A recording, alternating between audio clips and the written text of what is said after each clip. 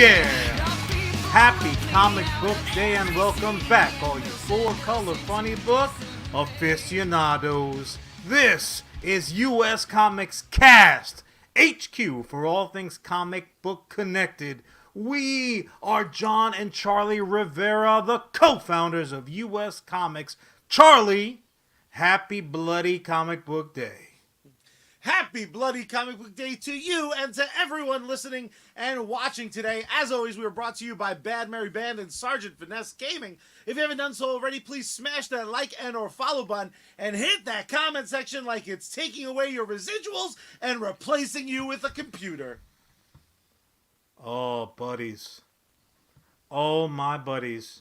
You two, et tu, Writers Guild of America, te, fucking believable. Charlie, I feel like it was just last week where we were talking about this like on the precipice of possibility and kind of laughing it off. Not in the case that it was funny, because it's not funny in any way. No. But in the sense of like, they'll get it done. Like the same way that we felt like when we started losing baseball games to the fucking player strike. We're like, what are we talking about here? We just got through this whole thing, and then now we're gonna fight over whether we're playing or not. And just like the baseball strike, you have voices out here who are basically saying, "Fuck the writers. I need my content." So again, if anybody is somehow, some way unaware of what's going on, the Writers Guild of America, the people who are responsible for the seed of all the content that we inevitably live off of, like it's our escape, it's the medicine for all the ills of reality. Those good, hard-working people have jumped on the picket lines because they are being done dirty. They are being done dirty, bro. It is absurd. And they're not gonna stand idly by and fucking take it. And I am 100% behind them. What about you, Charlie? Yeah, I mean, I think last week the reason we laughed it off wasn't because it wasn't serious. It was a little bit because we were stupid, but more importantly, this doesn't have much nuance. This has a right side and a wrong side. This is heroes, very black and white, and it has villains. So the fact that I woke up yesterday, the strike officially started, and I'm on social media like always, and I'm seeing post after post about people who are like, "Fuck the writers," was one of the biggest plot twists I've experienced in recent memory. Because unbelievable, dude. I'll let you dive into the details, but this is a situation where we know for a fact they're trying to kill writers' rooms, and we currently have writers of massive shows that appear on streaming that are, some of which are getting like government subsidized to pay their rent. They're so poorly paid. You're talking about the writers. The writers are so poorly paid. Meanwhile, record-breaking year for CEOs. There are companies that have made more than what the writers are asking for. A singular person made more last year than the writers are asking to be split amongst all of them. It's absurd, John. Do you want to educate the people a little bit on what went down? Right, for sure. And like I said, a lot of times these type of conflicts boil down to, well, how does it affect me? Like I'm talking about the consumer mentality. And I don't know whatever it is about us as end users. Like we have such blinders on to the how it affects me mentality of it all. But when you boil it down, if you took away the aspects of it which are like definitive of what's on your plate at the end of the day, there's really no question. So. And it's funny because it plays out like the plot of 1,000 sci-fi movies that we've watched. Like on the episode description, I could have gone on and on with every fucking example over how humankind gets fucked over in the long run. But again, the Writers Guild of America, they're on strike, and there's a few very, very specific things. You had mentioned it prior, Thunder stealing some of bitch. Streaming is a huge component, right? So if it feels like the writers were just on strike, they kind of were. They were and they weren't. I actually looked it up before we started today. The last writer strike started on November 5th, 2007, which is a long time ago. Like, this wasn't just yesterday, but in this digital age, it kind of was just yesterday. So the agreements that they came to at that time, when it came to streaming was fledgling at that point. Like, it was very, very in the, like in that, that new relationship honeymoon phase where, like, everything she says is cute. She farts on the blanket. You're like, oh, tee-hee, you're so silly. Where now you're like, yo, did you just Dutch oven me? Because streaming has grown into a behemoth. Streaming is like going out on girls' nights. Streaming is like, oh, my parents are gonna stay over the apartment this weekend. Like, streaming is eating your favorite favorite leftovers out of the fridge in the middle of the night, and you wake up in the morning like, oh yeah, I'm gonna get on those ribs. Where are the ribs, streaming? Where are the ribs? Streaming is a monster. Streaming has killed many entertainment outlets that we had kind of grown accustomed to throughout our lifetime. And at the point, Charlie, in 2007 going into 2008, because it took a long time, the last strike, they made concessions because streaming was a baby. Now streaming is the biggest thing. It's the monster in the room. And Charlie, some of these writers' agreements, they were getting dick. They were getting no balls, pure dick for the work that they were doing for the residuals on the streaming work. Now, like old school style, you would write something, you'd contribute. If you were lucky enough to write something that got onto Friends or Seinfeld, you are literally living off of those residuals to this day, which is the right thing to do, because the producers of that type of programming are also living in mansions based on mostly the residuals. Great. Now, Charlie, what if you wrote something today and it ends up on streaming tomorrow? What are your residuals? You should be set for life, right? Wrong. Wrong. So they're getting dick for residuals. That's number one. Just a general cost of life increase. We're in the middle of inflation. The political talk is just starting to get out there. And one thing that we cannot deny is inflation. Just a fucking cost of living. That's what unions are for. That's to say, hey, there's real people on the other side of this fucking picket line, and they got bills to pay. They got to eat.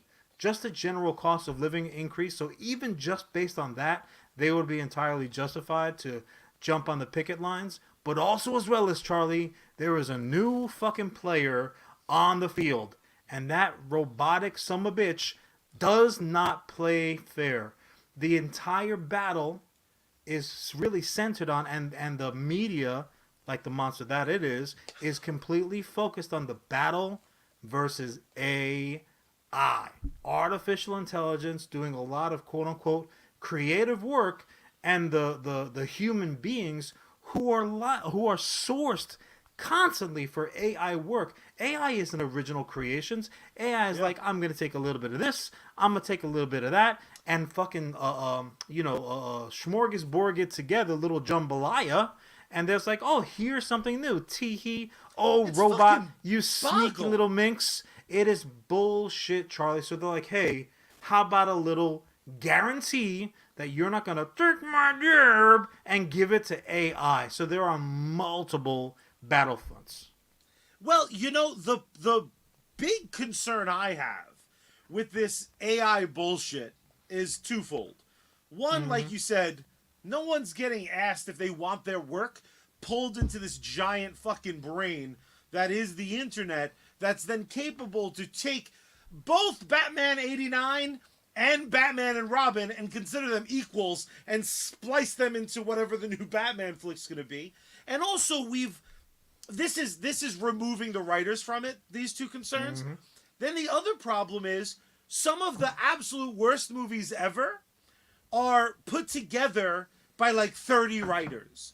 AI is basically 100,000 writers in a room churning out the most generic shit. So Ellis over on YouTube, breaking balls like he does oh so well, he said, given the garbage entertainment that these writers have been churning out, and to him I say, no, Ellis. It's not the writers, because the writers are brought in for a reason. What now, it tends to be, just real quick, what it tends really to be is it's the machine.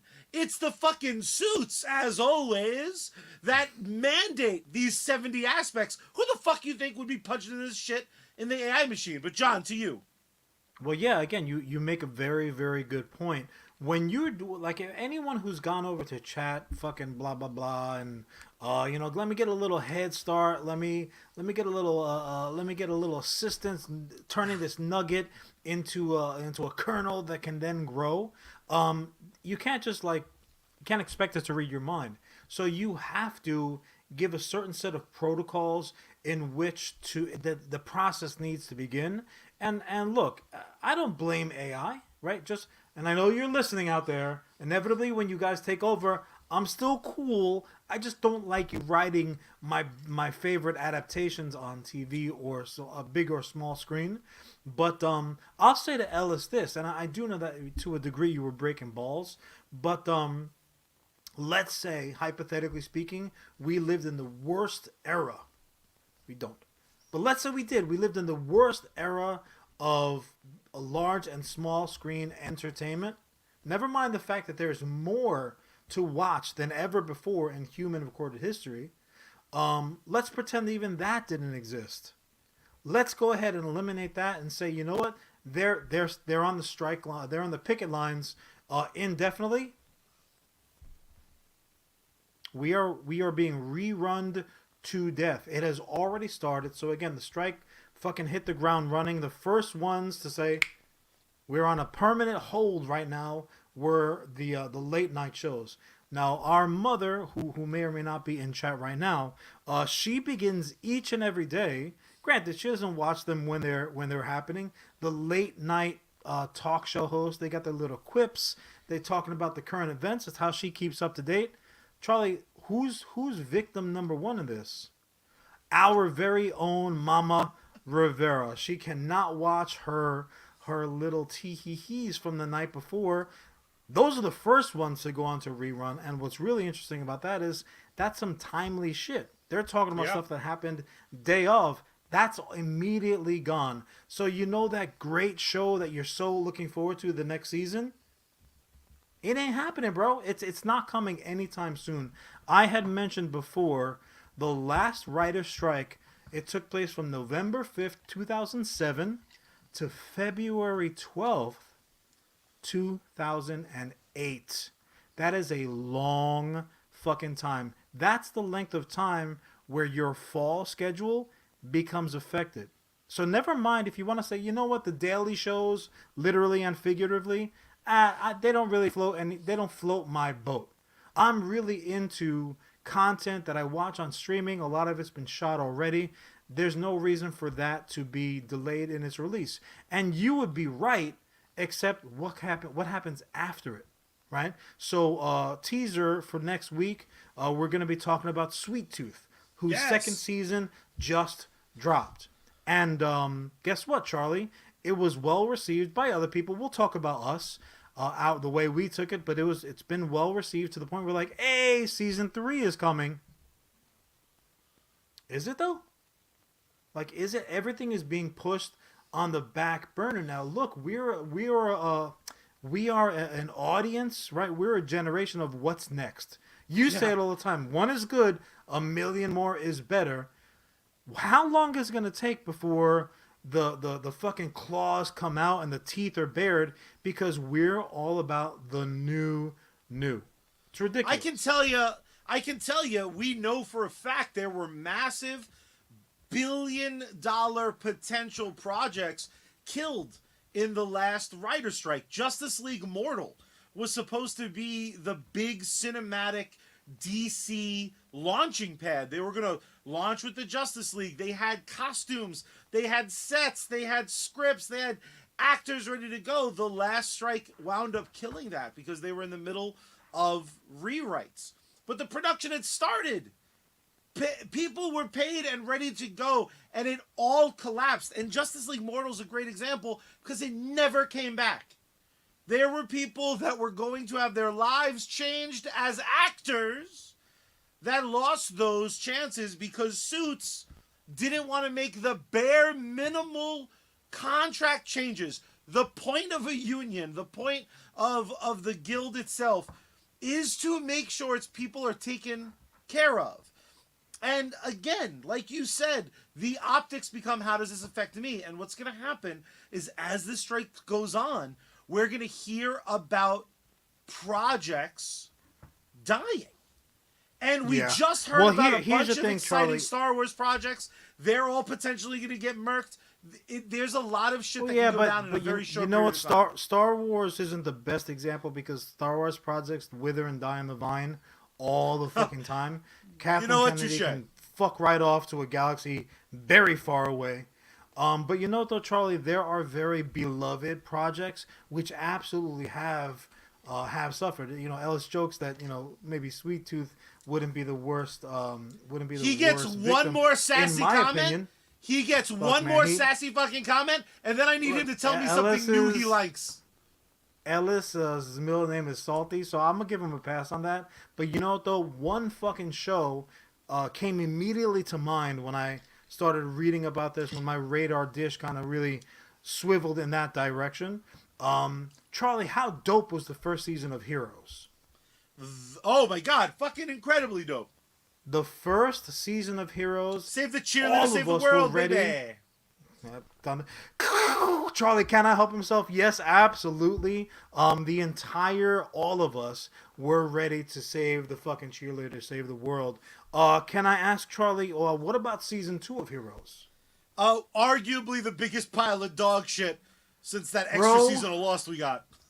Heroes is exactly what happens when the plot line of The Replacements is a sad movie. If fucking Replacements, rather than Kanunu coming through and saving the day, and he was saving the cheerleader and saving the world. See, Charlie, that's the transition I was going for, but it's all right. Kanunu, he was the hero at the end of the day. Guys, I hate to tell you this, and this might actually be a creation of AI, which would be the first and last good fucking usage of it. Keanu Reeves might not actually be a real person. He might be a complete creation of the Matrix.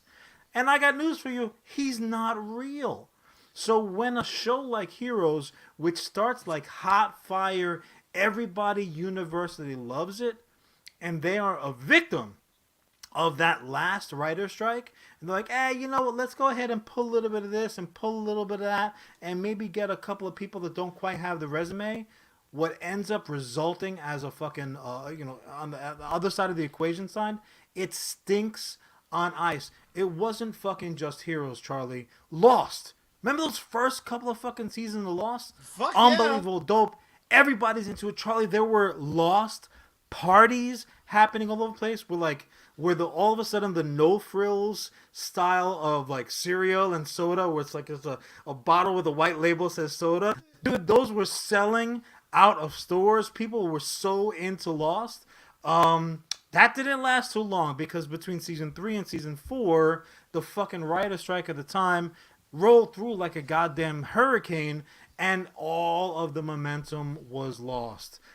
Even like shows that kind of most people, I should say, agree maintained at least to a degree where you saw the ending come and like you were still sad about it. The Office, right? You go back, if you watch The Office in its complete run, there's a lot of peaks and valleys, my man. We can love, and I do, love The Office as a whole, because on the whole, preparation is good.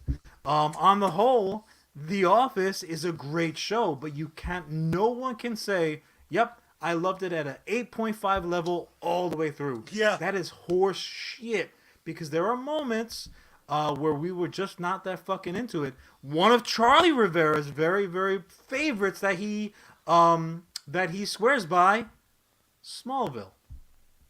Charlie will go to the fucking .001 seconds left in the fourth quarter, swearing by that goofy ass Smallville show. I will not, but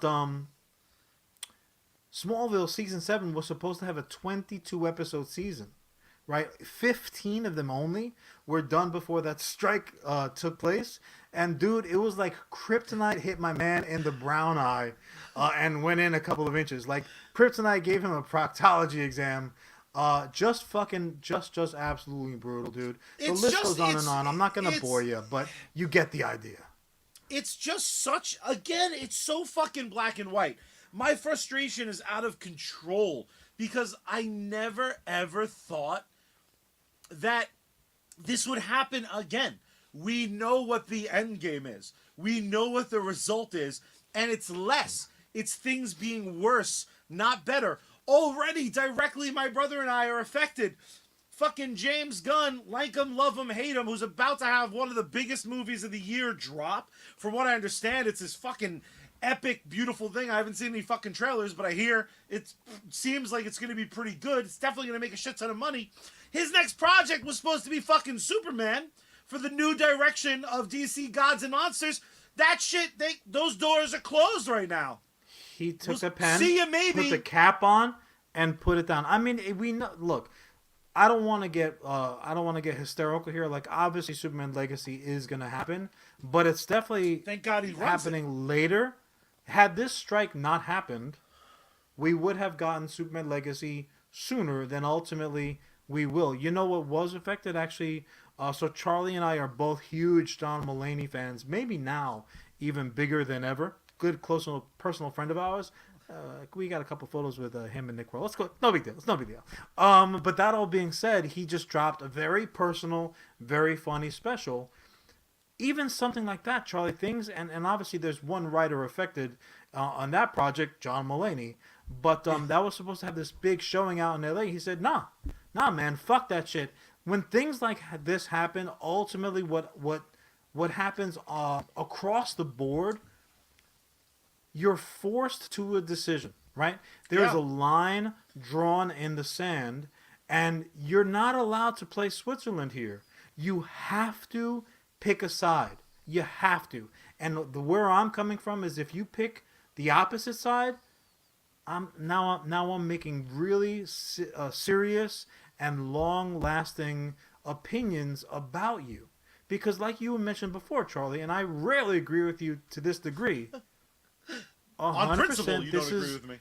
Yeah, just to keep things interesting. This is 100% the good guys versus the bad guys. This is white hat v black hat. And, it's a 2% versus 98% scenario. So even if you were personally affected, if there was a USComics Studios, I would still, and I'm being 100% sincere, I would still be like, nope, right is right.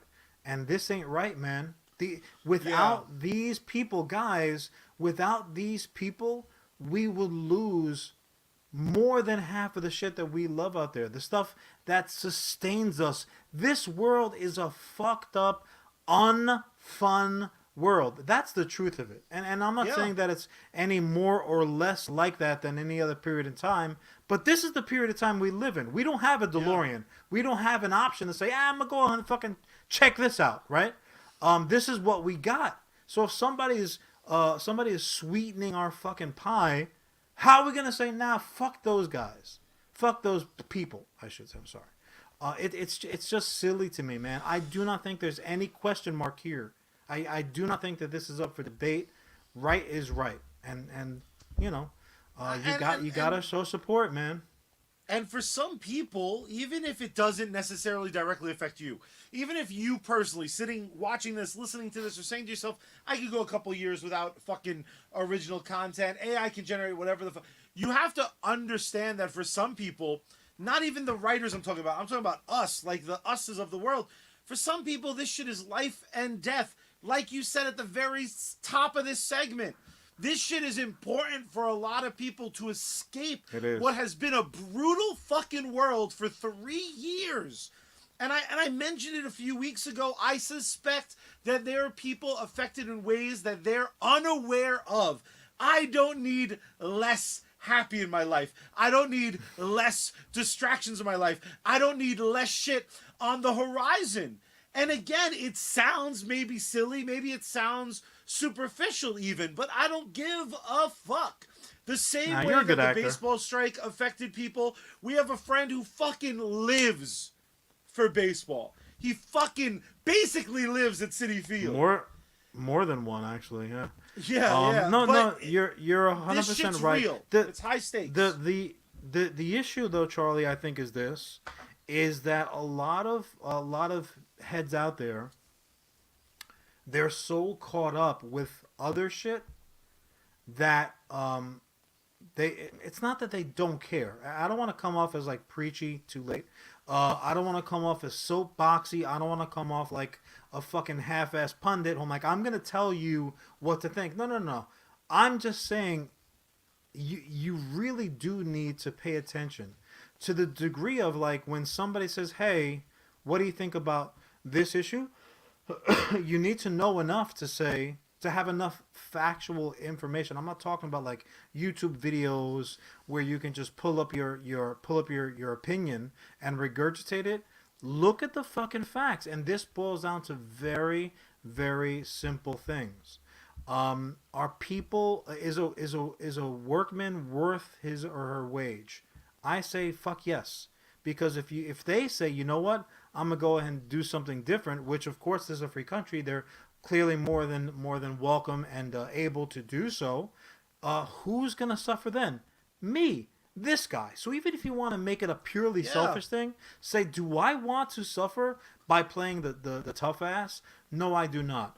Also, as well as, do you think that stealing is okay? Because AI, just the same way that we were talking on this very channel about AI art being theft, AI writing is also very much theft.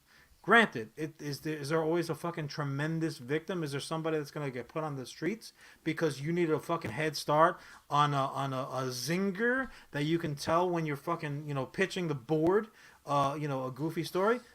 No, there's probably not. But if you take that one instance and you fucking multiply it times 1,000 or 10,000 or 100,000 other instances, then yeah, someone is gonna suffer, because even if it was on Fiverr, if you have to throw some poor schmuck, some college student, some whomever, $5 to say, hey, give me 3 introductory lines for a speech that I'm about to give, they're not writing the speech, Charlie, and neither is AI, not one that's going to be any good, but they'll say, oh, here's your zinger. A workman is worth its wage.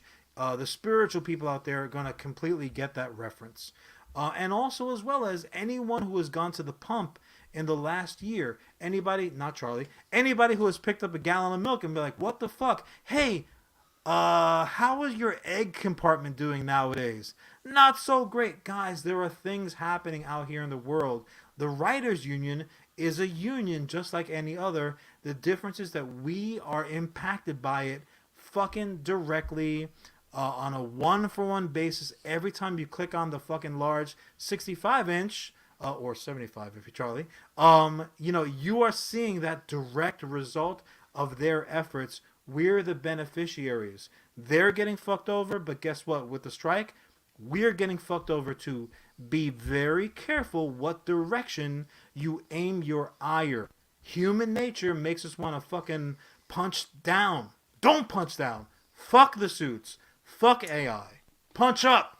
Punch up. And the bottom line is this: if you do not think that the suits are the bad guys in this situation, if you come out saying that, no, the writers, they're replaceable, Charlie, you know what you are? You are just like George Toy Boy Lucas. You are a goddamn liar. Why?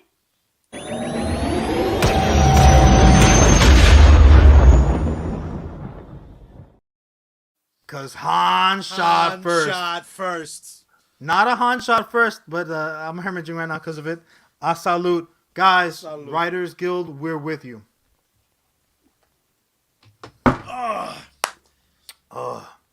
Speaking of writers, you guys could be writers. You guys could join our chat right now if you're watching live. Do it. ask questions, tell us your controversial opinions.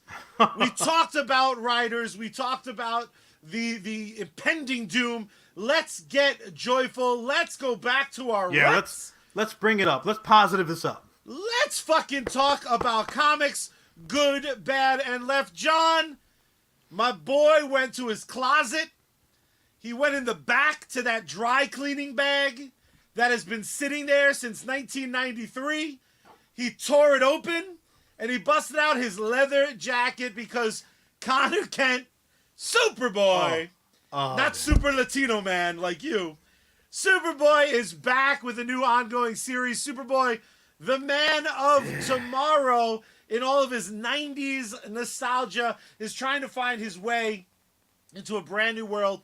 Part of last week's comic book pull list for me, I finally got around to reading it, and I gotta tell you, I probably needed a pipe and smoking jacket while reading Superboy. I am on record, before we dive into the start of this comic, which for the record, I am rooting for, but I'll give you a hint. There's a reason I'm not mentioning the writer or artist team yet. John, you're on record as, what was the... Oh, you fucking hate derivative characters. And I suspect that a clone might be the worst derivative of them all. Now, Connor Kent has a bit of a spin because he is part Superman, part Lex Luthor, with the hair of John, might I argue. What are your general thoughts on Connor Kent, Superboy? All right, so I hate him. I hate him. I all hate the subtlety of a fucking brick, John. I hate him conceptually, because the purists out there like myself know there is one Superboy, and his name is Kal-El. The situation, you know, like how long did you go? Sincere question, Charlie. How long did you go in life under the false impression that a pony was a baby horse? Be honest, bro. So, like till 2020, when I had enough downtime to do some reading. Were you today years old? Right at the start of the pandemic, I'm like, today can't get any worse. And then it did. Charlie's like, now I gotta throw away all my Little Ponies. Dad gummit. Look, I mean, what would you say we get? About 300 per episode at this point if you combine all of the outlets. I guarantee within that 300, maybe more because it's a little bit controversial topics, but within that 300, bro, I guarantee you there are 3 people listening like, what? Say that one more time. I think, you know, I think Brian just outed himself. Taylor. You gotta love Brian Taylor coming through on the Facebook chat. I'm gonna go ahead and say there was Brian and then maybe 2 more people. Brian's reaction would be like, if you ask everybody in this room, I bet you nobody knew. No, I'm just kidding. Brian's indeed a very smart fella. I just love that Charlie, his profile picture has a cowboy hat on. He's showing off his lady bomb piece, and he's like, also, cowboy hat. Let's talk ponies, motherfucker. If anybody is a pony rider, it's the guy with the cowboy hat on. But yeah, in the same way that the distinction between pony and horse was not made, so what's up, Brian? So many people, they're like, oh yeah, Superboy, that's Superman young. No. Back in the day, back in the golden era of John reading comic books, absolutely that was the case. Matter of fact, he has one of the single most interesting adolescent hoods that there is in all of comic bookdom. Because Superman, as we know him, Kal-El, when he was just a Superboy, you know where he grew up, Charlie? In the fucking future, man. In the fucking future. That's what made him the man that he was. Because God knows that version of Superman is we haven't seen in a long time. But now we have 72 Superboys, and Connor, forgive me, Charlie, because I know you're a fan, Connor might be the fucking worst of them. Connor, here's the problem, right? First and first, mostly, I love him. I can't help but love him. I root for him. Also, though, without question, as far as normies go, as normal as this wild world we live in gets, Connor Kent is, without question, the most popular and best known Superboy because of Titans. But because of the cartoon Teen Titans from Cartoon Network, we're living in a generation that grew up on little clone Superboy. He's on the Titans live action show. He's in every iteration of the cartoon. The big screen film based on the little screen show, that's Connor. This version maybe isn't the most common version is the t-shirt red S, but that is the same Connor Kent. They gave him back his 90s haircut. He busted out a new questionable costume in 2023. And then the comic book, Fonzie jacket was much better. Well, John, the Fonzie jacket over his jazzercise fucking leotard. Yeah, no, that was a much better outfit there, Connor. John, you douche. They also added little spikes on the shoulders to really just make everybody to protect them. Like, look, just in case, somebody. I have an ouchie. Yuck. So in 2023, the only way to address this version of Superboy is the story that they told in issue 1. Came out last week. Pick it up. It's worth the gamble for $4. Maybe you'll like it more than I did. Spoiler alert. The comic goes about addressing the fact that the skies are very full in the world of DC right now. You have regular Superman Kal-El. You have the current acting Superman, John Kent. You have Supergirl on one of her best runs ever. If you're not reading Supergirl, do yourself a favor. That character is way on the come up. There's a reason that there's a planned movie for her if the writer's strike ever fucking ends. Superboy right now does not fit in the DC universe in the books, or I would argue won't fit in the big screen. What this comic does by trying to address that elephant in the room, though, is they've pinned themselves in a corner. Because Connor's not the best person with an S on his chest. He's not the newest. He's not the hippest. Hell, he has the audacity of not even being in an interesting relationship. Can I just interject real quick? Yeah. Connor is the DC Comics version of Cousin Greg. On fucking, the best fucking show. If anyone is not watching Succession, fix that right now. He's Cousin Greg. He's just not as tall. Not to beat the hell out of a point, the comic would have been better if they approached it from a Cousin Greg way. If you told me that you were going to relaunch Connor Kent and he was going to be like stuck in the 90s when he showed up on Earth as like a clone, he popped out and he's like, "What up, y'all? I'm 18." If you told me the whole time, hello, fellow kids. If he kept going to like Clark and being like, "Hey man, your kid's kind of a douche stealing your title, right?" And Clark's like, "No, man, not at all." He's like, "Yeah, I didn't think so, but Supergirl said that shit. You should talk to her." And then like flew away. I'd be way more interested. This is an example. He would be acting like Joey Lawrence. Unlike every fucking time he shows up, like, "Hey, you know what I'm saying? Get out of here! Get out of here!" I know there's a writer's strike right now. When that shit's over, DC needs to bring you into this team because that's also a better version. The problem is they and again, I'm hoping this story gets better. I'm gonna give it 5. I always tend to give books I root for 5 issues to hook me. That's a generous read, bro. I really like Connor Kent. Like conceptually, I don't have the same issue with you know what? Can I put you under a microscope though? Because again, you got even your trash generation got to see a Superboy that was using the right fucking name. You got to see Superboy, at least a shit version of Superboy proper, in Smallville, because that was Superman as a boy. Yeah. If that show had any fucking testicles, they would. I'm saying they would have like, okay, now you go off, and he would be like, to the future. You know that? Fun fact, that was a pitch that almost went through. After season 4, they were like, yeah, regardless, it's upsetting. Regardless, it would have taken a little bit more than that to salvage it for me. But regardless, so anyone who doesn't know the origin, Charlie actually talked about it earlier. I know Ellis's. I talk Ellis's language. Ellis saying that the Joey Lawrence reference just fixed his love for Connor Kent. That's dynamite. So with the death of Superman, because we tend to bullshit over, and I realize not everybody are quite the geeks that we are.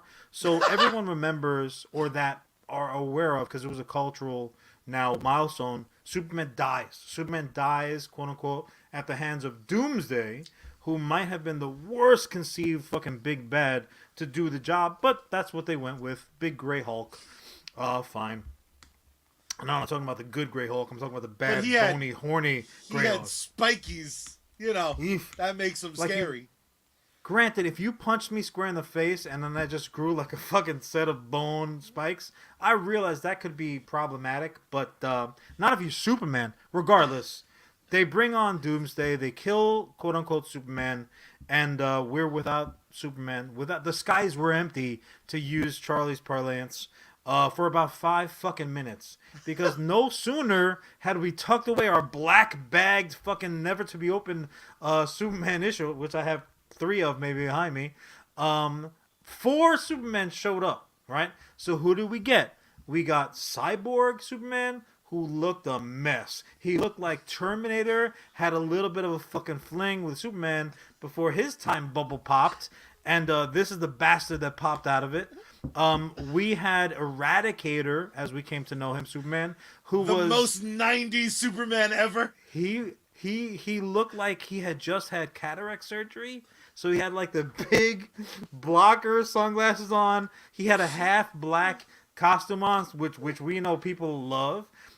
We had Steel, who was like, "Hey, I look just like Shaquille O'Neal," as Ellis states. But I'm like Iron Man, but I got a cape for some fucking, and a hammer, because why not? And then you had Charlie's trash Fonzie Fonzarelli. I like Fonzarello better. Fonzarello was his name before he got to Ellis Island, and they fucked it up when they wrote in the book.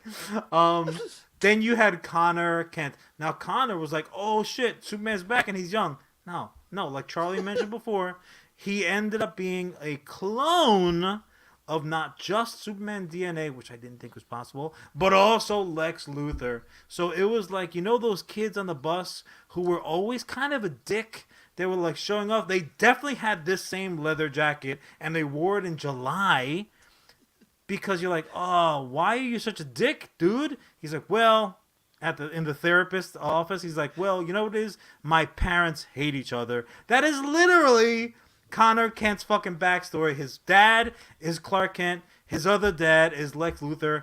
How could anyone expect him to be a cool cat? He can't be. And he's not. Yeah, no. It's just not possible. It's not possible. But therein lies, because that beautiful rant, brought to you by Sergeant Finesse Gaming, I'm sure. That beautiful rant skipped over what was originally, I imagine, your question, which is, why the fuck do I like Connor Kent? And that's because he is a product of when I was like the most all in, right? The death of Superman broke my little heart, and I was positive he wasn't coming back, because that's what they told me. They said, "No, we're super serial this time." Oh, Charlie's like, "Nope, I'll swallow whatever you got." Time to invest in this bullshit. And what I loved on the other side of Reign of the Supermen, where the 4 Supermen, Steel is still running around, kind of, but generous, he's D-level. Yeah. Eradicator got, he pulled that bullshit where he's like, "I'm going to do a babyface turn," and then Death die. And fucking Cyborg is still running around, kinda, when it's convenient. What was interesting to me about Superboy was this is a character who, like a lot of great characters, is broken and like moves past it. It's not so fucking one note that every issue he needs to be like, "But half of me is naughty." there's not this fucking endless need to regurgitate it. However, with how DC Comics are right now, and they're on hell of an upswing, in my opinion, in the books, you do have an interesting story to tell with the worst super person, the least legitimate. He's not born at all. He's a test tube, half Kryptonian, which arguably should make him physically the weakest. He has like a fun team with the Titans, but the Titans are now acting Justice League level, and he's not fucking part of that. You have an opportunity to tell super stories outside of the baggage of a proper Superman story. And it's the same sort of foundation that Supergirl had 2 years ago when she started this incredible run. The problem is, John, just because your story mentions something, oh, I don't really have a place. Like they steamrolled their own thesis statement. They've already made it clear all of the fucking issues. The kid that Superboy was when he showed up, the version of him that's my favorite version of the Teen Titans, that's like emboldened. He's like, I'm the shit. I'm fucking Superboy, baby. The one who like tried to spit to Lois weeks after her husband died. He's like, yo, baby, you need a young stallion up in your life. He is that trash. If you take that delusional, Joey Lawrence, with the energy of like fucking Corey's best friend from Boy Meets World, if you take that energy of like, I'm homeless but I got a leather jacket and fucking phenomenal hair, what could go wrong? Those stories I'm very interested in. This particular comic chose not to go that route, in my opinion, in any way other than the most surface level, and that really disappoints me, because you and I know for a fact you agree with this. Every character has a great story or two to tell. And despite the massive popularity of him on Teen Titans the cartoon, except Vibe, I'll fucking murder your family. You'll do nothing. You'll do nothing. I will start with you, and I will work my way up to me, gauntlet style. Start with you and work your way up the chain, bro. Like, come on. How dare you? Don't be you prefer Scott Pilgrim. Do it the way he did it. Be smart. I'm gonna fight Nega Charlie first. Look, but you mentioned it prior, so I'm going to touch back on it. I don't honestly care. Like, oh, but he's this version. Ultimately, at the end of the day, you have a derivative character. By its very fucking nature, a derivative character is a photocopy of a photocopy of a photocopy, right? Tyler Durden said it best. I don't know which version of me it is, but I am Jack's utter fucking hatred of derivative characters. Now, here's the thing also. If you say, yeah, granted, here's a derivative character, but that original, that motherfucker's gone. It's a derivative, but it's also a replacement. That's got balls, right? That has stakes, plant-based or animal-based, whichever you prefer. That has stakes. Charlie, the fact that they mention it, but didn't really do anything to fix it. Yeah, the skies are full of hope symbols. The skies are full of S's. And it weakens the entire shit. Because you say that, oh, DC's on an upswing. Not with their fucking big time. Not with their holy trinity, they're not. Those fucking... let me back up a little bit. I may have stated a little too strongly.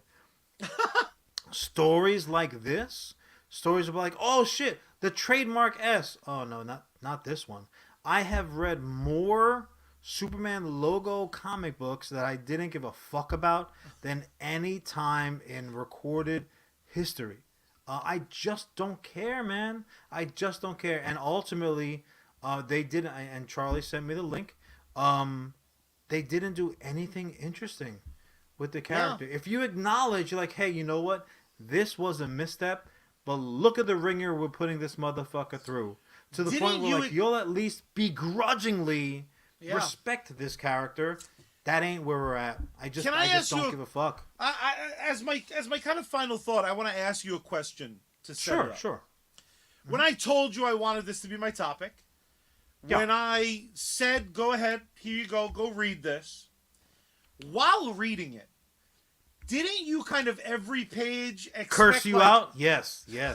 Didn't you expect at every page turn, like, oh shit, he's in War World. Oh shit, they sent him back in time. Oh shit, he's working with... honest to God, John, when I got to the point of the book where it's like, no, we got this, bro. Like, there's 2 Supermen and a Supergirl. This is fine.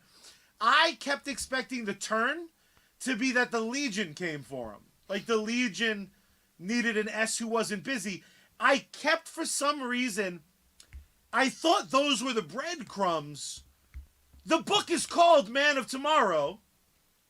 I thought, which was the fucking tagline for Superboy in the future.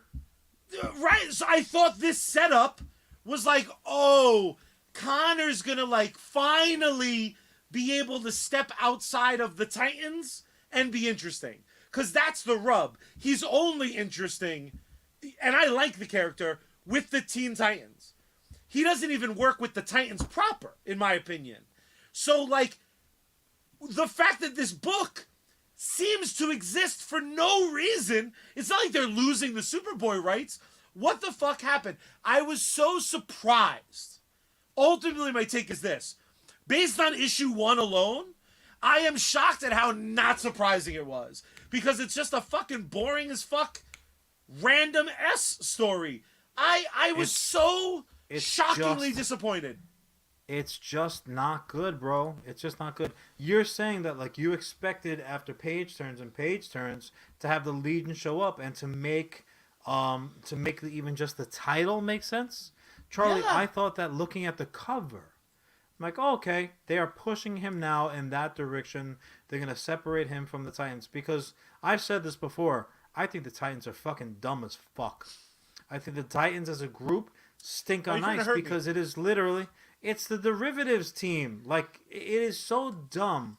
It is so dumb, with the exception of probably Beast Boy and fucking Star what's her face. Not really, because she's just a fucking little baby version of her father. So I would say probably you could have made that like a fucking 2-person team, and I'm like, well, you've taken away my derivative argument. But Charlie, now there are derivatives of derivatives. He's not even the only Superboy flying around out there. If you don't give them a home, and then expect them to fucking, and then still expect them to flourish, you're dumb. Like, that is just a dumb take. It's not as if they're just, we want to keep all these writers and artists in business. You're lying. You're lying because you still give the work to like a very small group of people who are granted talented because they're just working with what they have. Ultimately, this is a dumb story. It's not even that it's a dumb story, Charlie, because they didn't make decisions where I'm like, you could have done X, Y, and Z. It was a useless, unnecessary story. You're 100% right. It is bad character, stupid. It's a nothing burger. It's a nothing burger with cheese and a leather jacket. It's a nothing burger. And I say this, I will read the next few issues. I'm going to try to give it, like I give everyone, an opportunity when it's a character I like. But John, this felt a lot like homework. Dum-dum. What never feels like homework to me, though, John, is getting us some fucking paydays, son. And the good news for you lovely people is that we're unlike other podcasts who sell out for some random brand that's willing to pay a couple bucks. No, because today we are brought to you once again by one of our absolute favorite bands, and that of course is Bad Mary. You heard them during the intro. You're going to hear an amazing track at the end of the show. If you're wondering where else you can catch their act, you can follow them at Bad Mary Band across all social media platforms. You can support them over on patreon.com/Bad Mary Band. You can stay up to date at badmary.com for merch and upcoming performances, including their tour of Japan, including their new album that's about to drop. But my favorite part, John, is that their entire discography is available on all music streaming services.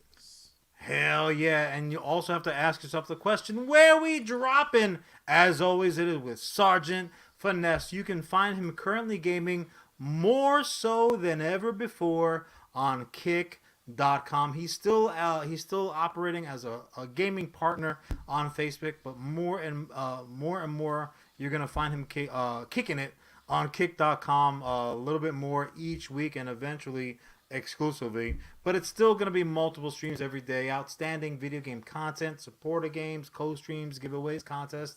Don't be a sucker. Check him out today and tomorrow, because when the sergeant's on deck, you salute. John, we have our first winner.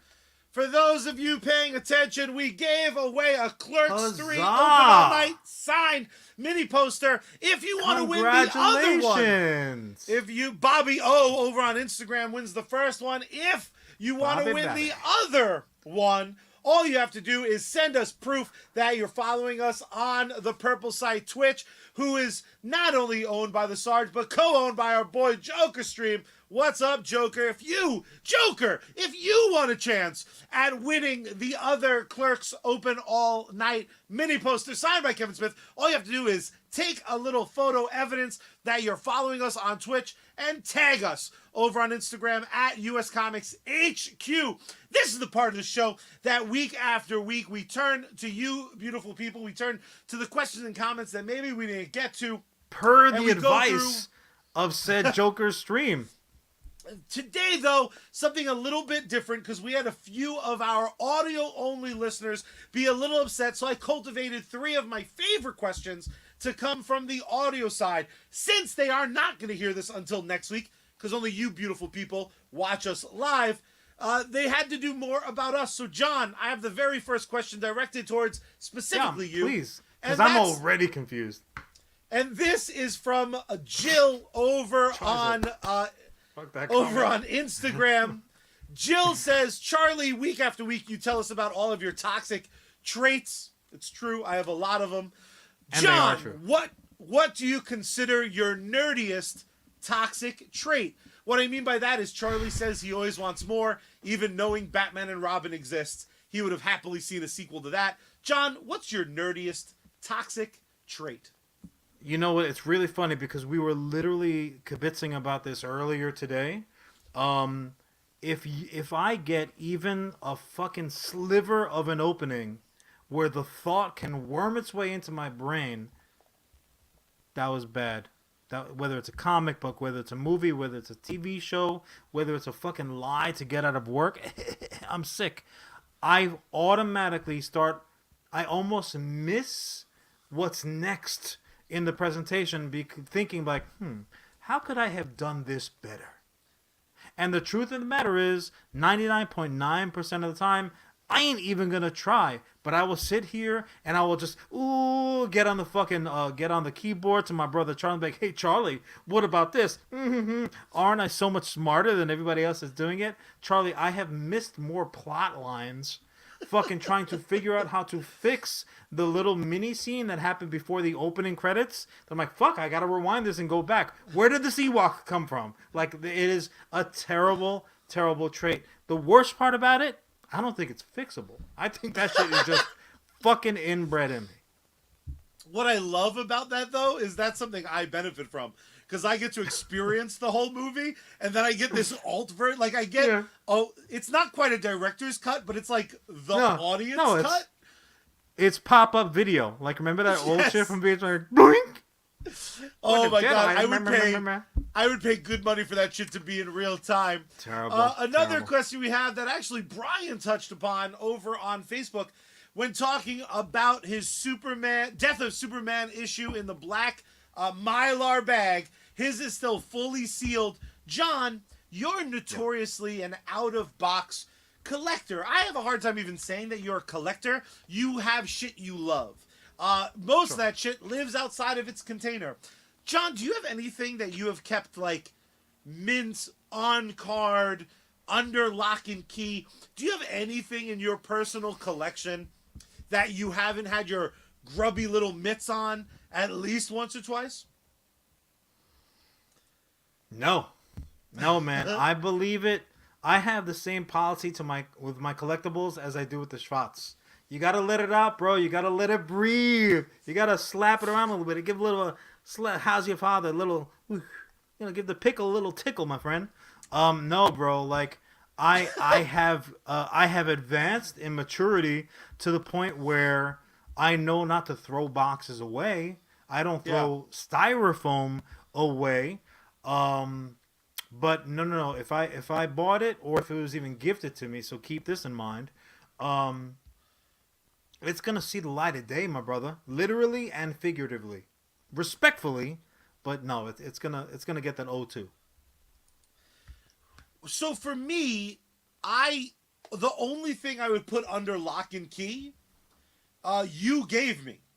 When you gave me my childhood back, and you handed me the Kenner Proton Pack, the blue blow mold Proton Pack, I immediately went out and I got a glass case for it because I need to preserve it in time as much as possible. Now, if your you therapist would have a lot to say about that. Like Charlie's like, I put my childhood under lock and key. Aren't I healthy? And I just look Tuesday? at it, and I add LED lights to make it a proper display. The only thing, if I got either the Kenner Proton Pack, mint in box, or if I got the Kenner Ghostbuster Firehouse, mint in box, because I already have open ones, I think I would seal that forever. I think that would be like, I have a very special collectible that I might be getting my hands on a year from now. I'll explain more in the future, but Kevin Smith did something very cool for me. Close personal friend Kevin Smith, who just lost his puppy. Rest well. If that comes to fruition, that's going to be one of those things I touch once and then get sealed in carbonite. But John, just piggybacking off of our mother's comment, is there anything that you could get that you would immediately put under lock and key if you got a signed first edition by Stephen King? Would that go in a safety deposit box? Would it go on like a spinning display? Honestly, no. Not even in that case, because it eliminates the show off aspect of it. And at my core, I think we all know I'm just a fucking show off. Now the worst part is like I'm gonna show off and people are like, I don't give a fuck, you're still a geek. That hurts. That really cuts to the core, and it's funny because and Brian is a more rare guest when we're live. When you read that question, my mind immediately went to Brian. Brian is a notorious leave it in the box and never touch her type guy. I don't know if it's necessarily to maintain its value, or if he's like, I just fucking forgot. I forgot that I bought it, and I've moved on to other things. And here's another fella that you may know, the Sergeant Finesse, Sarge and B-Rye in the same chat. What a rare and special day today is. Sergeant knows that B-Rye likes to leave stuff in boxes. Hey man, if you can get away with it. Charlie, though, what about you though? So like, there's only the duplicates that you have. Like if it was exclusively a one-off, you're like, nope, now this has got to stay the way it is. Like if let's say I didn't have a Firehouse. Yeah, like you got a hold of one fucking copy, one issue, I'd have to open release. I'd have to open it. I need to be able to like, the addiction's too strong. Now there are very few situations in which that would happen. In fact, I'm so crazy, I have some duplicates of open shit, which is great. But no, I think I have to make them fight with each other. So sorry, Green Ranger. I know we got three of you, but guess what? You guys are in a fucking terrible three-way, and you can take that however you want. No, Sarge is asking if we talked about Guardians. Not yet. Charlie's such a monster. He hasn't even watched the fucking trailer for it. But Joke is jumping in again from Twitch. Joker said he never had that amount of money. You know what, Joker? That's a legitimate point, because the financial aspect of it absolutely does come into play. But with the road that we have been on lately, Mike, you know what? Tomorrow is not guaranteed. Take it out the package and play with it, baby. And also, I think just you and I have really gotten very good at, if we want it in real time, I don't tend to go back. Like if I miss a release of something, I have a few pieces in my collection that are extremely valuable, but I didn't pay a lot for it. My Lego Firehouse, I got that gifted to me in real time. So the giant Lego Ecto-1. I definitely have good. The Transformers. They made an Optimus Prime Ghostbuster crossover that was only sold at San Diego Comic-Con. My friend got that for me at San Diego Comic-Con. So, like, didn't even pay an extra nickel. So when I got that, it had already tripled in value. And I was literally like... But like you said, I kept the box for some reason. It looks like a proton pack. Charlie's like, I didn't so much keep the box as I kept the pieces. And they're engaged now. But yeah, no, that was Dynamite. And so the folks listening again, I'll be honest, I would have stepped up and protected you because I am a white hat all day. I didn't even know that you guys were down for this section, but welcome to the party, pals. Dynamite. But yeah, John, let's shift gears. I'm gonna move it on if you don't mind. Heck yeah. We had started really kind of beating up. We started really beating up on the derivatives, and I don't want to come across as like it's just there's no exceptions to the rule type of guy, because the second that you really fucking sink your feet in and say, no, this is how I feel about this topic, and I always feel about this way, that's the second that God is like, tee-hee-hee, oh, you made plans? I hope you're sitting down because I got something for you. All of a sudden, there is somebody who rolls along who some would consider to be a derivative, where you're like, fuck, no, that's tits as shit. That's great. I love that. But as is always the case, Charlie, there is a reason for it. So I'll ask you this question. Would you consider a multiversal version of a character to be a derivative? Yes, but I don't hate That's because you're wrong. And Charlie is just going to be a naysayer. He is going to be a fucking argumentative son of a bitch. No, you're incorrect, Charlie. A derivative is if I come out and I'm like, oh, I'm the fucking Bacardi man, and Charlie's like, I'm Bacardi boy. That's a derivative. If I come out and I'm like, I'm Bacardi man, and then in another fucking multiverse, there's a variant of me who's like, I'm Bacardi man Limon. That's a fucking variant, son. That's not a derivative character. But only if it's the same person under the mask. Yeah, in a different reality. Sure, it's John Rivera, Bacardi man Limon. Maybe even Coconut. Spider-Gwen, by that rationale, is a derivative. Yeah. Miles is a derivative, but all the 55 other fucking versions of Peter are not. Miles is a derivative because Miles Morales, who's Miles Morales in the main Marvel universe for New York City? Fuck if we know. I don't think we've ever met him. He might not even exist, and that's the multiverse quote unquote rules. Not everybody technically exists. Maybe he died infant fucking death syndrome in the crib. Not to get super dark, but the reason why I'm going down that dark path is because Batman, even Batman is getting in on the multiverse fucking shenanigans. And you might think that I am talking about the upcoming movie The Flash and Friends, because we are getting not one but two confirmed. Oh, Charlie, cover your ears because I know you haven't watched trailers. We're getting at least two Batmen. That didn't work at all. We're getting at least two of these mother pointy-eared bastards in the Flash movie. But I'm not talking about that. I am talking about over in the fucking funny books, Batman number 135. Joker Ben Reilly is not a derivative. He is something worse. He is a derivative clone. Ugh, don't get me started on clones. That sweater's tits, you know it. Why do I like outerwear so much? I don't know. Leather jackets, cozy.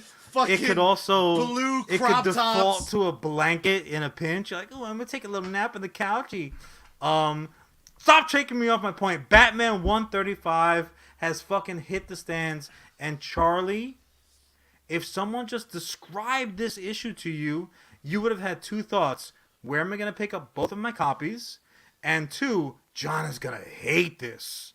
And rarely, as is the case, you would be wrong. I fucking loved this issue, bro. Not only because it is the culmination, really, of the Chip Zdarsky run for this arc. Who's a pimp. He did amazing things with Daredevil, and he's doing just as amazing shit, if not more amazing, with the Batman. But here's the other thing too. I just want to touch on this. So the cover is gonna say Batman 135, but legacy numbering, it's like Batman 900. On the nose, yep. Like Batman has been running like a fucking champ through the field, like Laura Ingalls Wilder headed to school through the daisies. It's unbelievable, Charlie. It is such a great comic. For anyone who's gonna pick it up and read it, and you want to avoid spoilers, now is the time to mute me. You can just look at me in my beautiful, glorious cardigan. It's fucking cold out today. It's not my fault. Blame Mother Nature. This is a dope comic because again, we have Chip has Batman chasing down red-faced McGillicuddy, who's like, oh, Joker, which made my eyes roll when I first heard. But yeah, he's just really a variation of, like, we have the Joker from Twitch. Actually, Joker's spending a lot of time over on Kick.com. Maybe we got to get Joker and the Sergeant together on a co-stream. Wait. Joker Charlie? Stream is a variant. Joker's not. Thus, Joker's a variant. He's a derivative. No. Charlie, start taking notes. You don't like Joker? Start taking notes. This is breaking news. John doesn't like Joker Stream. That must make me Joker Stream's favorite host of this program. Charlie, so you're doing respect. You're doing a poor job, and you are so transparent. I can see the proton packs behind you. Joker ain't gonna fall for that shit. He's got super sanity. Get your shit together, bro. I don't know. But again, like I was trying to say, Joker, come on, man, don't fall for it. Like I was trying to say, Charlie, this comic is fucking dope. Again, earmuffs if you don't. That's some Joker shit right there. Sarge, I might need you to swing in, bro. Sarge, this is where you're dropping. Charlie, the issue is bonkers, and they did it the exact right way. They're not derivatives. They are multiverse variants of Batman. Now, here's the thing. I don't want it to get twisted. Because we know, okay, Batman is chasing a version of Joker all over the damn place. And like a very typical narrative. Oh, the city, Gotham is in danger. Only Batman can save the day. Not the 72 Robins, but indeed only fucking Batman. Not only did Redhead McGillicuddy fucking pull a Rick Grimes on my boy and cut his hand off. Not only did he fucking hit tracks, he didn't say, I'm going to cross town. I'm going to take the river across the metropolis. He said, no. I'm going to other realities to hide from this maniac running around dressed up like a bat. And Charlie, he did it. So the variants that I'm talking about are not like what Marvel is doing and throwing 52 versions of Spider-Man. You're like, oh, Spider-Man, but in a trench coat. Oh, Spider-Man, but he talks in pig Latin. Oh, Spider-Man, but he's a pig. John Mulaney, looking at you. No. They are giving us variants that we already know. So the Batman from issue 135 is running through the multiverse, the Batman multiverse, and Charlie, he is bumping into Adam fucking West. He is bumping into the Dark Knight fucking version of Batman. He is bumping into Batman variations of Batman that we know from other fucking places, and it is unbelievable. It's Batman commiserating with Batman. It is honestly the most fun, and I'm not a huge Batman mark. I appreciate him for what he is, a fucking mental case. Which I appreciate, but Batman times infinity talking to each other, as I suspect he largely does, Charlie, it was a great fucking time. What a great issue. John, the fact that the comic book goes through and calls out, like some of these universes, Joker's dead, and then it was like Injustice universe, the Arkham Knight games. The all different formats, fucking TV Batman, video game Batman. Yikes. throwing off your derivative versus multiversal variant. Terry from Batman Beyond was an important key player. John, I popped. I literally every second page, just I fangirled. There was just something there. I don't know about you, but since we're in spoiler territory, and this you even spoiled before I read it, you were like one of the Batmen hands him a spare suit. One of the Batmen hands him his belt off his body. When they did the reveal, and the reveal is gray and blue Batman, but like modern ass kicker, treaded boots. I literally was like, yeah, out loud. I just made Jameson bark in the background. Audibly, I celebrated what felt like, for the 900th issue, it felt like Batman was back. Like, a Batman informed by all the other Batmen, it might be the, what do they call it in Rick and Morty? Like, he's the Batmaniest Batman. Like, a hat on a hat?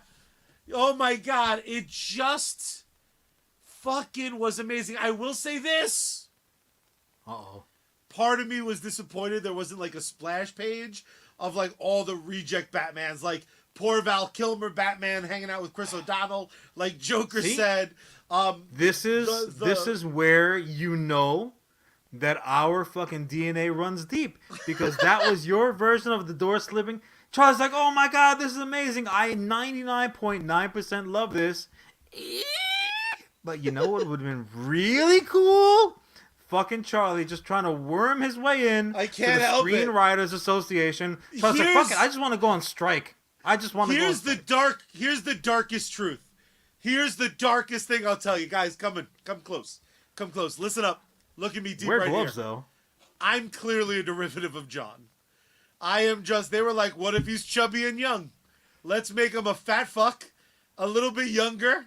He doesn't step on as many shot glasses, and he has all the allergies. Charlie, that's it, man.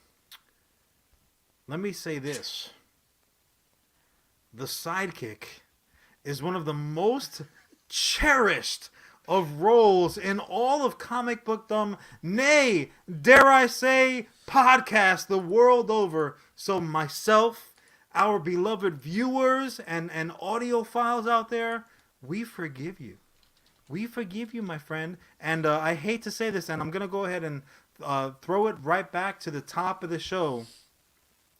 Derivative characters are only accepted if the original is eliminated. Yay! I live!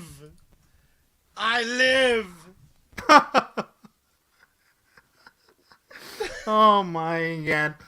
But yeah, look, the issue was dope, and this is something that is very, very rare, because this is part of a run. You don't gotta read the run to appreciate this comic. This is an issue that you can kind of pick up, you bag it, put it on the shelf. You could read it at any point. You honestly don't really need, because the caper of it all is so familiar. If you're any kind of a Batman or superhero fan at all, you're like, yep, no, I get it. Bad guy's running around. He's going to destroy the city. You got it. I'm already caught up. Like, literally the comic book version of the credits opening, as we like to reference here. But just a dynamite comic. I don't know if I skipped it because I was very excited to read the issue, like, right before we went live. I could have really gone for, like, one of those 1998, like, page ones, where I was like, last time on the Batman comic, just because I was like, is this main timeline Batman? Because he is missing a fucking hand, and who the fuck is Crimson? And it took like 4 pages to be like, oh, that is regular Batman, and clearly this is the sane Joker. And like he got a quick robot hand. Like he didn't fall into that Rick Grimes category. But look, the truth of the matter is that you are going to get these situations that pop up where you are instantly reminded about why you like not just a character, but the format. And look, with as much money as being spent all over the place, with the situation happening with the writers out there, and frankly, with our attention being fractured as much as it is, you absolutely need the refresher of why ultimately the source, the font of all this shit that we love, the 4-color funny book does it better than almost anybody. They really fucking do. Will this eventually make it into another medium? Absolutely, I can see that, especially with DC animation being what it is. You can absolutely see this getting new life and a different flavor. But just a great fucking story. I highly, highly recommend it. As much as Charlie recommends you avoid that Superboy bullshit going on over fucking over Connorland. I think we both, I can speak for Charlie here because he's my derivative. We both highly, highly recommend picking up and reading this book. And look, I mean, to go all the way backwards, we both give very much our support to the working writers out there. You guys give us what we love. We appreciate you. And we support you. So that all being said, Charlie, do us all a favor and tell the good people how we end each and every episode of US Comics Cast. Would you? Well, there's just a couple quick steps, because first, you gotta turn the power on, then you gotta turn that volume up, then you gotta tune Bad Mary in, open up the window wide and scream out into the night sky, save my space girl! We are